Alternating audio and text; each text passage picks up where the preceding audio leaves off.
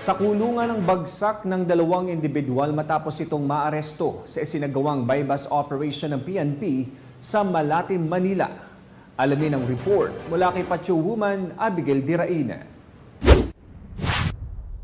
Kalaboso ang dalawang drug suspect sa painaigting na kampanya kontra ilegal na droga ng mga tauhan ng Malate Police Station 9 ng Manila Police District sa kahabaan ng Madre Ignacia Street, Barangay 701 sa Malate, Manila.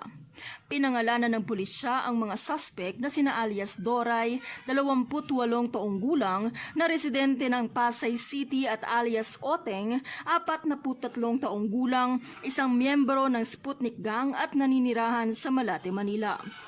Dahil sa mabilis na pag-aksyon ng Malate PNP, nakumpiska sa mga ito ang 26 na gramo ng hinihinalang shabu na may standard drug price na 176,800 pesos.